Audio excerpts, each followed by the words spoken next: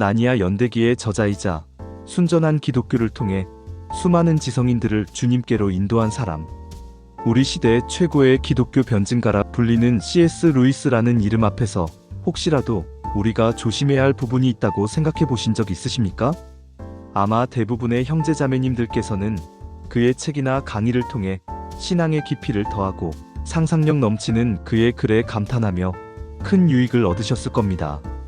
심지어 유튜브에도 수백만의 조회수를 기록하는 C.S. 루이스에 관한 영상들이 있습니다. 물론 그의 통찰력과 지혜는 의심할 여지 없이 하나님께서 이 시대에 주신 귀한 선물입니다. 하지만 만약 그의 아름다운 문학과 빛나는 지성 뒤에 성경의 핵심적인 진리와는 미묘하게 다른 신학적 가르침들이 숨겨져 있다면 어떠시겠습니까? 우리가 익히 아는 이단인 여호와의 증인인 몰몬교가 가장 좋아하는 사람 중 하나가 C.S. 루이스라는 사실을 알고 계셨습니까? 우리가 C.S. 루이스를 존경하고 그의 글이나 강의에서 유익을 얻는 것은 좋지만 그의 모든 사상을 무비판적으로 수용해서는 안 되는 5가지 분명한 신학적인 이유가 있습니다. 그의 어떤 생각은 성경과는 너무 멀어서 여러분의 그의 책이나 강의를 무분별하게 수용하다 보면 여러분도 모르게 그의 사상에 신앙이 오염될 수 있습니다. 이 영상을 끝까지 보시면 왜 우리가 그의 아름다운 문학 뒤에 숨겨진 신학적 함정들을 분별해야 하는지, 그리고 우리의 신앙을 오직 성경이라는 반석 위에 굳게 세워야 하는 이유를 명확히 알게 되실 것입니다.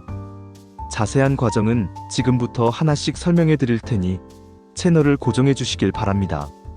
이 채널은 당신이 온갖 교훈의 풍조에 밀려 요동하지 않고 진리 안에서 굳건히 서도록 돕는 영적인 등대가 되어 드릴 것입니다. 먼저 우리는 C.S. 루이스의 창조론에 대해 주의 깊게 살펴보아야 합니다. 그는 성경이 증언하는 하나님의 창조를 믿었지만 창세기 1장과 2장에 기록된 문자적인 6일 창조를 그대로 받아들이지는 않았습니다. 그는 당시 과학계의 주류 이론이었던 진화론과 기독교 신앙을 조화시키려는 유신론적 진화론에 상당히 우호적인 입장을 취했습니다. 즉, 하나님께서 수백만 년에 걸친 진화의 과정을 사용하여 세상을 창조하셨을 수도 있다는 가능성을 열어둔 것입니다. 물론 창조의 방법에 대한 문제는 신학적으로 다양한 견해가 존재할 수 있는 영역입니다. 하지만 창세기 1장을 문자적인 역사적 사실로 받아들이지 않고 신화나 비유로 해석하기 시작할 때 우리는 매우 위험한 미끄럼틀에 올라서게 됩니다. 왜냐하면 성경의 첫 단추인 창세기의 역사성을 부인하게 되면 성경 전체의 권위가 흔들릴 수 있기 때문입니다. 아담이 역사적 인물이 아니라면 아담의 죄가 모든 인류에게 전가되었다는 원죄교리는 어떻게 설명할 수 있습니까? 첫 아담의 실패가 신화라면 마지막 아담으로 오셔서 우리를 구원하신 예수 그리스도의 역사적인 구속 사역의 의미 또한 희석될 수밖에 없습니다. 성경은 그 자체로 완전하며 하나님의 감동으로 기록된 오류 없는 진리의 말씀입니다. 사도 바울은 이렇게 증언합니다. 디모데후서 3장 16절입니다. 모든 성경은 하나님의 감동으로 된 것으로 교훈과 책망과 바르게 함과 의로 교육하기에 유익하니, 성경의 어떤 부분은 역사적 사실이고 어떤 부분은 신화라고 우리가 임의로 구분하기 시작할 때 우리는 성경의 권위 위에 우리 자신의 이성을 올려놓는 교만에 빠지게 됩니다. C.S. 루이스의 위대한 통찰력에도 불구하고 그의 창조에 대한 견해는 성경의 문자적 권위와 모호성을 약화시킬 수 있는 잠재적인 위험을 내포하고 있습니다. 따라서 우리는 그의 글을 읽을 때 성경의 창조 기사를 인간의 이성이나 과학 이론에 맞추어 해석하려는 모든 시도를 경계하고 기록된 말씀 그대로를 믿는 순전한 믿음을 굳게 지켜야 할 것입니다. 두 번째로, 우리는 그의 구원론, 특히 구원의 보편성에 대한 그의 견해를 매우 신중하게 분별해야 합니다. 이것은 아마도 그의 신학에서 가장 논란이 되는 부분일 것입니다. 루이스는 그의 유명한 소설 나니아 연대기 마지막 권인 마지막 전투에서 매우 문제적인 장면을 묘사합니다. 나니아의 대적이었던 칼로르멘 족속의 한 젊은 장교 MS는 평생 동안 타시라는 거짓 신을 정직하고 진실하게 섬겼습니다. 그런데 그가 죽은 후 예수 그리스도를 상징하는 진짜 신인 아슬란 앞에 섰을 때 아슬란은 그를 받아주며 이렇게 말합니다. 네가 타슈에게 바쳤던 모든 선한 섬김은 사실 나에게 바친 것이었다. 이것은 무엇을 의미합니까? 비록 다른 종교를 믿었더라도 그 마음이 진실하고 선했다면 그 행위가 결국 하나님께 드린 것으로 인정받아 구원받을 수 있다는 가능성을 암시하는 것입니다. 이러한 사상을 신학적으로는 포괄주의라고 부릅니다. 이것은 매우 매력적이고 관용적으로 들릴 수 있지만 성경이 선포하는 구원의 유일성과는 정면으로 배치되는 심각한 오류입니다. 이 포괄주의 때문에 그는 하나님을 믿기만 하면 구원을 얻는다고 생각했습니다. 그래서 이단인 예수 그리스도 후기 성도, 교회, 즉 몰몬교가 그의 가르침에 열광하는 것입니다. 성경은 구원에 이르는 길이 여러 개 있다고 결코 말하지 않습니다. 예수님께서는 친히 이렇게 선포하셨습니다. 요한복음 14장 6절입니다. 예수께서 이르시되 내가 곧 길이요 진리요 생명이니 나로 말미암지 않고는 아버지께로 올 자가 없느니라.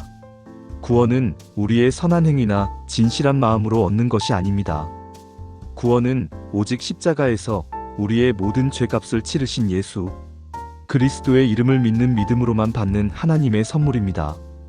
다른 종교에도 구원이 있다는 종교다원주의나 익명의 그리스도인 이론과 같은 모든 인본주의적인 사상들은 바로 이 절대적인 진리를 무너뜨리려는 사탄의 교묘한 전략입니다. 사도행전 4장 12절은 못 받고 있습니다. 다른 이로서는 구원을 받을 수 없나니 천하 사람 중에 구원을 받을 만한 다른 이름을 우리에게 주신 일이 없음이라. C.S. 루이스의 의도가 아무리 선했다 할지라도 그의 이러한 문학적 묘사는 사람들에게 예수님을 통하지 않고도 구원받을 수 있다는 치명적인 오해를 심어줄 수 있습니다. 우리는 그의 아름다운 이야기에 감동하는 것을 넘어 그 이야기가 담고 있는 신학적 메시지가 성경의 절대적인 진리와 일치하는지를 반드시 점검해야 합니다. 구원의 길은 오직 하나, 예수 그리스도뿐입니다. 세 번째로, 우리는 그의 내세관, 특히 죽음과 심판 사이의 중간 상태에 대한 그의 묘사를 경계해야 합니다. 루이스는 그의 또 다른 유명한 작품인 위대한 이혼에서 지옥의 문턱에 있는 영혼들이 버스를 타고 천국의 문턱을 방문하여 그곳에 머물 것인지 아니면 다시 지옥으로 돌아갈 것인지를 선택할 기회를 얻는다는 상상력 넘치는 이야기를 펼칩니다. 이 이야기는 이 땅에서의 우리의 선택이 얼마나 중요한지를 보여주는 강력한 비유가 될 수 있습니다. 하지만 이 이야기 속에는 성경의 가르침과 다른 매우 위험한 신학적 암시가 담겨 있습니다. 바로 사람이 죽은 후에도 구원을 선택할 수 있는 또 다른 기회가 있을 수 있다는 가능성입니다. 이것은 로마 가톨릭의 연옥교리나 어떤 이들이 주장하는 제2의 기회 이론과 유사한 개념으로 발전할 수 있습니다. 하지만 성경은 우리의 영원한 운명이 결정되는 시점에 대해 아주 명확하고 단호하게 선언합니다. 히브리서 9장 27절입니다. 한 번 죽는 것은 사람에게 정해진 것이요 그 후에는 심판이 있으리니. 성경은 죽음과 심판 사이에 그 어떤 중간 단계나 두 번째 기회가 있다고 말하지 않습니다. 우리가 이 땅에서 살아있는 동안 예수 그리스도를 구주로 영접했느냐 아니면 거부했느냐에 따라 우리의 영원한 운명은 결정되며 그 심판은 최종적이고 돌이킬 수 없습니다. 부자와 나사로의 비유에서 지옥에 떨어진 부자가 아브라함에게 고통을 덜어달라고 간청했을 때 아브라함은 너희와 우리 사이에 큰 구렁텅이가 놓여 있어 여기서 너희에게 건너가고자 하되 갈 수 없고 거기서 우리에게 건너올 수도 없게 하였느니라 라고 누가복음 16장 26절에서 분명히 말했습니다. 죽음 이후에는 천국과 지옥 사이를 오갈 수 있는 그 어떤 길도 존재하지 않습니다. C.S. 루이스의 위대한 이혼은 우리에게 회개의 중요성을 일깨워주는 문학적 장치일 수는 있으나 만약 우리가 이 이야기를 통해 죽은 후에도 기회가 있겠지라는 막연한 희망을 품게 된다면 그것은 이 땅에서 복음을 전해야 할 시급성과 절박함을 잃게 만드는 치명적인 독이 될 수 있습니다. 복음의 문은 오직 우리가 살아 숨쉬는 지금 이 순간에만 열려 있습니다. 죽음 이후에는 오직 심판만이 있을 뿐입니다. 네 번째로, 우리는 그의 속죄론, 즉 그리스도의 십자가, 죽음의 효력에 대한 그의 관점을 분별할 필요가 있습니다. 루이스는 분명히 예수 그리스도의 대속적인 죽음을 믿고 가르쳤습니다. 그는 나니아 연대기에서 아슬란이 에드먼드의 죄를 대신하여 죽는 장면을 통해 십자가의 대속의 원리를 감동적으로 묘사했습니다. 이 점에 있어서 그는 의심할 여지 없이 복음적인 신학자입니다. 하지만 그의 속죄론은 그 범위에 있어서 모든 사람을 위해 죽으셨다는 보편 속죄론의 입장을 취합니다. 즉, 그리스도의 죽음은 인류 전체의 죄를 덮기에 충분하며 구원의 가능성을 모든 사람에게 열어주셨다는 것입니다. 이것은 많은 복음주의자들이 공유하는 입장이기도 합니다. 하지만 성경의 또 다른 중요한 가르침인 하나님의 주권적인 선택과 제한 속죄론의 관점에서 볼 때 우리는 그의 견해를 좀 더 신중하게 살펴볼 필요가 있습니다. 제한 속죄론이란 그리스도의 십자가 죽음이 단순히 모든 사람에게 구원의 가능성을 열어준 것이 아니라 하나님께서 창세전에 택하신 당신의 백성들의 죄값을 실제로 그리고 완전하게 지불하신 목적이 분명하고 효력이 확실한 속죄였다는 가르침입니다. 그리스도의 죽음은 실패할 가능성이 있는 불완전한 시도가 아니라 택하신 자들을 반드시 구원하시는 완전한 승리였다는 것입니다. 예수님께서는 요한복음 10장에서 자신을 선한 목자로 비유하시며 이렇게 말씀하셨습니다. 요한복음 10장 15절입니다. 아버지께서 나를 아시고 내가 아버지를 아는 것 같으니 나는 양을 위하여 목숨을 버리노라. 예수님께서는 모든 인류를 위하여 라고 말씀하지 않으시고 명확하게 양을 위하여, 즉 당신께 속한 자들을 위하여 목숨을 버리신다고 말씀하십니다. 또한 사도 바울은 에베소 교회에 보내는 편지에서 우리의 구원이 어떻게 시작되었는지를 이렇게 설명합니다. 에베소서 1장 4절에서 5절입니다. 곧 창세전에 그리스도 안에서 우리를 택하사 우리로 사랑 안에서 그 앞에 거룩하고 흠이 없게 하시려고 그 기쁘신 뜻대로 우리를 예정하사 예수 그리스도로 말미암아 자기의 아들들이 되게 하셨으니, 우리의 구원은 우리가 예수를 믿기로 선택한 그 순간에 시작된 것이 아니라 우리가 존재하기도 전인 창세전에 하나님의 기쁘신 뜻에 따라 우리를 선택하시고 예정하신 그 주권적인 은혜에서 시작되었다는 것입니다. C.S. 루이스의 보편적인 속죄의 관점은 이러한 하나님의 절대적인 주권과 선택의 은혜를 충분히 강조하지 못할 위험이 있습니다. 구원의 주도권이 하나님이 아닌 인간의 선택에 있는 것처럼 오해하게 만들 수 있는 것입니다. 우리의 구원은 처음부터 끝까지 전적인 하나님의 은혜요, 주권적인 역사임을 기억해야 합니다. 마지막 5번째로, 우리는 성경의 권위에 대한 그의 태도를 주의 깊게 살펴볼 필요가 있습니다. 이것은 앞서 다룬 모든 문제들의 뿌리가 되는 가장 근본적인 문제입니다. C.S. 루이스는 분명히 성경을 하나님의 영감으로 된 말씀으로 믿고 존중했습니다. 하지만 그는 성경을 신앙과 삶의 유일하고 최종적인 절대 권위로 보는 오직 성경의 원리에 대해서는 다소 유연한 입장을 취했습니다. 그는 성경과 더불어 교회의 전통, 인간의 이성, 그리고 상상력 또한 진리를 발견하는 중요한 통로가 될 수 있다고 보았습니다. 이것은 그가 자라온 성공회적인 배경의 영향이기도 합니다.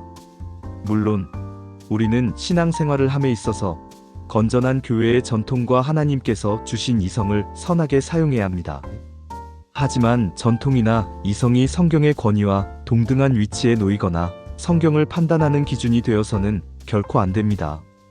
모든 전통과 모든 이성적 판단은 언제나 성경 말씀의 권위 아래에서 점검받고 평가되어야 합니다. 성경만이 우리의 믿음과 행위의 유일무이한, 그리고 절대적으로 무오한 기준입니다. 만약 성경 외에 다른 권위를 인정하기 시작하면 우리는 진리의 절대적인 기준을 잃어버리고 각자의 생각과 경험에 따라 진리를 상대화하려는 인본주의적인 유혹에 빠지기 쉽습니다. 사도 바울은 갈라디아 교회에 보내는 편지에서 복음의 유일성에 대해 이렇게 강력하게 경고했습니다. 갈라디아서 1장 8절입니다. 그러나 우리나 혹은 하늘로부터 온 천사라도 우리가 너희에게 전한 복음 외에 다른 복음을 전하면 저주를 받을지어다.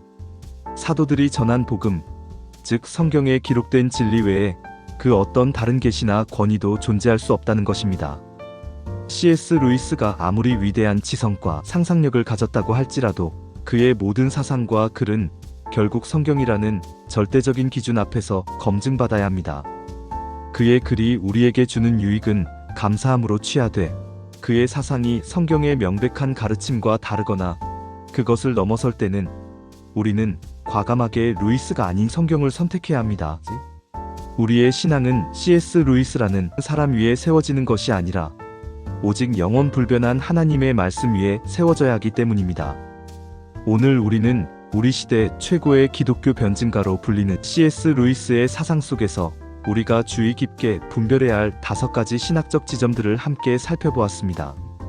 첫째, 그의 유신론적 진화론은 성경의 문자적 권위를 약화시킬 수 있습니다. 둘째, 그의 포괄주의적인 구원관은 오직 예수 그리스도를 통한 구원의 유일성을 흐리게 할 수 있습니다.